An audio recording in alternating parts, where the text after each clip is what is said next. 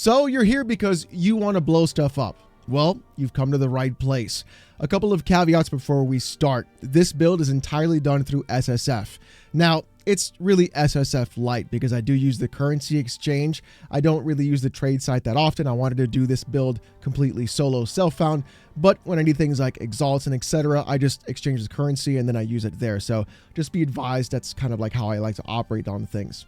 On top of that, we are going to go over a couple of extra things. What I like, what I don't like, the gems, the passive tree, and also the gear as well, and what to look for if you want to try this build out. So, what are the pros and what are the cons of the explosive grenade witch hunter? The pros are massive amounts of burst damage, really great chunky sound effects, and a hell of a lot of fun to in fact play.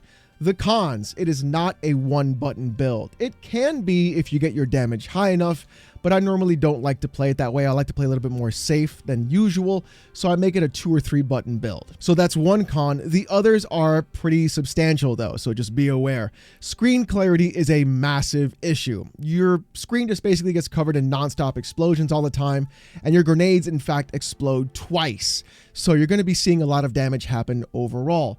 With that being said though, if enemies have on-death effects, you're not going to see them. You're just not going to see it whatsoever. So if you die, it's probably due to something like that. And then the third thing that's going to be a con as well is that you do have to aim. Because enemies do rush you and move and run really quickly, there are some ways we're using to mitigate these kinds of things, but they run past it sometimes and AoE can be a bit of a problem. So if AoE is an issue, there are ways to fix that as well.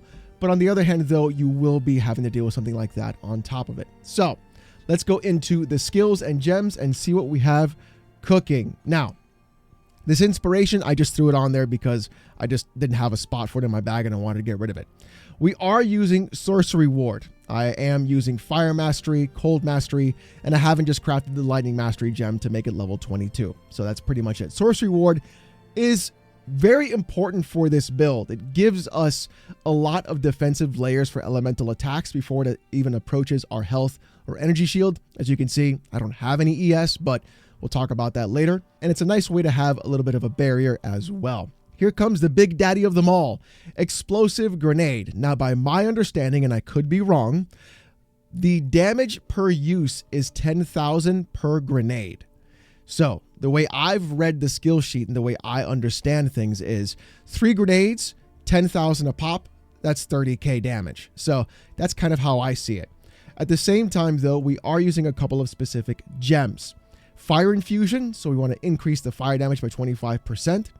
Heft, because we want to increase the physical maximum damage. Now the reason why we picked Heft is because it increases 30% of the physical maximum damage of our skill, and it does that before the conversion of 80% of that damage into fire. So the more physical damage you have and the more higher top end you have, the better. The top end we'll discuss as well. Partial Armament, because we want to go ahead and deal more elemental weapon damage by 25%. And then Payload. Payload. This is something that I've seen everybody basically just ignore quite often. It's a 50% chance for skills to activate a second time, which means grenades will then explode a second time. We can get this to 65% chance. So the majority of the time, those grenades are popping off. So if that's 30k damage for 3 grenades, now we're talking 60k damage if all grenades pop off twice. That's a lot of burst to go down. Now, the other 6 slot that I haven't gotten yet, because of course, solo self-found, really is kind of interesting of what I would put here. If you wanted to clear screens, then my suggestion would be for Magnified Effect. That way you can actually have everybody just go down the entire area, not have enemies run past you, and they'll get dropped directly. If you're going to be bossing, I would suggest Concentrated Effect, because then you would increase the amount of damage you do, and since bosses are much larger on the screen, there's less opportunity for them to actually move out of your explosion, so you'll do about 40% more damage. Not too bad. Now, in terms of screen control, because it's going to be a very big part of this build, Flash Grenade is going to be our bread and butter, sometimes even our opener before we even get started. Now, Flash Grenade, we added Scatter Shot to add 2 additional grenades, so we have 5 Flash Grenades. We have Overpower for stun build-up, which is going to be important as well. Soul Thief to get some mana back from physical damage, because Flash Grenade does physical damage directly. And then Maim, because we want to slow enemies down if they don't immediately just get evaporated from the flash grenade directly, we want to be able to slow them down from that explosion as well. That way they don't run at us and then push us out of the way. Oil grenade is also going to be a major facet as well. It's basically a combo between flash and oil when we first see enemies directly, and then explosive grenade if they show up later on. We're going to add strip away so we can go ahead and increase the effect of the exposure on strip away for oil grenade. We're going to add encumbrance so that way they are increased with slow magnitude because it does slow them down so we can have more space. Add despoiler to increase the 50% of the ground surface area created by the skill. And then acceleration. I want these oil grenades to go out as fast as possible and then hit the ground as quickly as possible so that way they explode directly. Gas grenade. This is not going to be our main skill as like everybody else is using with that unique helmet that lets you ignite in the area around you. I don't like gas grenade directly because of the time it takes for it to actually go off and make the gas pop to then make the explosion happen with the gas. I feel like it's too much of a time differential between those two. So we have gas grenade here just for switching in between explosive grenade and gas grenade while explosive grenade is on cooldown. And we have corrosion for adding extra poison damage, armor explosion so that way they blow up when they have armor stripped, and then adding extra armor break when they are just getting hit with that. Explosive shot is also incredibly important. That's going to be our main skill for getting the explosive grenades to fire off and explode directly. We're going to add martial tempo for increased attack speed. Pierce, so that way if an enemy is blocking us and the grenades are behind them, the arrow doesn't stop in front of them. It goes past them and hits the grenades where we want to actually go. Remember that part of aiming? That's going to be here. And then magnified effect. Now, you can switch this around if you want to, but what I wanted to do was not be able to miss any grenades that were on the floor with the explosion and the detonator skill. Because the explosive shot is a detonator, I want to be able to hit every single grenade in that area if I am near it. So that's why I want the AoE to be larger for explosive shot to go ahead and hit all those grenades and make them pop off twice. For auras, we're going to keep it pretty simple. We have attrition, that way we get culling strike. And even though we're going to get culling strike in the witch hunter ascendancy tree, it's nice to have because you get 1% more hit damage to rare and unique enemies for every 2 seconds they have been in your presence, up to 58% extra hit damage. It's not bad when you're bossing. I'm just going to tell you that right now. For supports, we're going to add clarity for mana regen, cannibalism for HP regen, which is incredibly important, and then vitality for HP regen as well. We are also using Wind Dancer to get that extra evasion. That is also very, very important. So now that we've got all the gems out of the way, let's take a look at the passive skill tree. For the ascendancy, it's going to be pretty easy. We are going to go into obsessive rituals for sorcery ward, and then ceremonial ablution for the effective sorcery ward and recovering 50% faster. We're also getting the area of effect and zealous inquisition for having another explosion for enemies, and the last 2 points will go into pitiless killer for culling strike. Even though we have attrition, it's going to be very important to have that as well because attrition will give us the extra bonus damage, but this will be there on top of that too for culling strike. So here's going to be the tree. I'll go over it very quickly. Because we are getting sorcery ward, I want to increase armor and evasion as high as possible, but also have a good amount of damage. The thing with this tree and this class and this build is that you're going to be somewhat starved for points that are going to be strength and dexterity, but we'll be able to make it happen if you are able to get things right on your gear. We'll start off with projectile damage, going to remorselessness. Now, I will cross over into armor and evasion right here to then go over into attack speed and then area of effect right here. We'll get these armor and evasion nodes here as well. And then I will remove this point because we're going to be connected over here on top of that. I did not take this projectile damage here. Instead, I went for cooldown recovery rate. That's very important for this build because payload increases it by 70%. We then got a lot of the damage nodes over here for two-handed damage that does impact our crossbows. Got these grenade skills all over here, especially for cooldown recovery and an extra grenade and having all that extra bonus damage. We have armor and evasion here as well for defiance, 80% increased armor and evasion for when your rating is on low life. After image for an 8% chance to evade melee attacks. We'll go down here as well, get extra movement speed after we've destroyed an enemy. And then we'll get grenade damage on top of here, slide all the way over and get these evasion nodes. These are super important. Why? Because we get 100% increased evasion if you've been hit and also 100% evasion when we have not been hit. Even though it's 30% reduced, the way I'm thinking of it is you're at 70% increased basically all the time, whether you're hit or you're not hit. So it's nice to have that extra evasion for sorcery ward.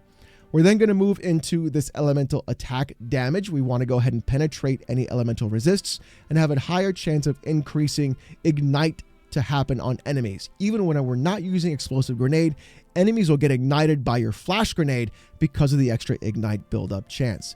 And then we'll go ahead and do extra elemental damage and penetrate enemy resistances. We'll stop there as well. We'll then go down here. We'll go to the left and get some area attack damage and armor break as well, and area of effect. We'll get this node for a jewel socket. Come over this way to get these fire nodes, fire damage, fire resist penetration, and of course chance to ignite as well. These nodes down here are also important for armor and evasion. Adding evasion rating and armor on equipped gloves, so +1. Gain 8% of evasion rating as extra armor, so that's good too to have those little small hits stop you. Here's going to be some of the big ones we're going to be looking at as well. Repeating explosives, 15% chance to activate a second time for grenades, on top of the 50% for payload, 65% chance to have a double explosion. Some attack speed here as well.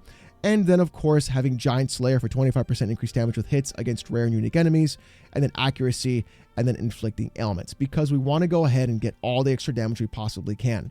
Ignite is very important, and the reason why Ignite is important is because of this node right here, Incendiary. 30% increased damage with hits against burning enemies. So an enemy that's already ignited and on fire, because of the high chance of igniting with flash grenade or oil grenade or anything else, to then hit them with explosive grenade, to then have them already ignited, 30% increased damage on top of that, to the point where we can now, with the cooldown recovery, get 5 rounds of explosive grenades shot out. So that's 15 grenades exploding twice in a row. If we get lucky, 65% rolls. And then that's going to be 30 grenades popping off at the same time at 10k DPS, 300,000 DPS. Not bad for SSF in this space. Where would I go next to level up? It would actually be over here to stun build up, and then again 30% increased stun build up, because we want to stun enemies and bosses as quickly as possible. And damage with hits is lucky against heavy stunned enemies. Now, why am I going to pick this? Well, every grenade will stun an enemy. However, though, when you flash grenade them and they are heavy stunned, the damage you're going to roll with explosive grenades is going to be lucky, which means the game will automatically roll the damage twice, and whatever the higher number is for that grenade damage is going to be the one that the game picks, which means if it explodes twice and it picks the higher roll both times, and we have 15 grenades out and all 15 explode twice, that's 30 times, all being rolled lucky while they're heavy stunned, and then we get that higher end damage across the top, which shows we get a lot of really great burst damage, but then of course there is a little bit of a cooldown recovery in between. But that's pretty much the tree.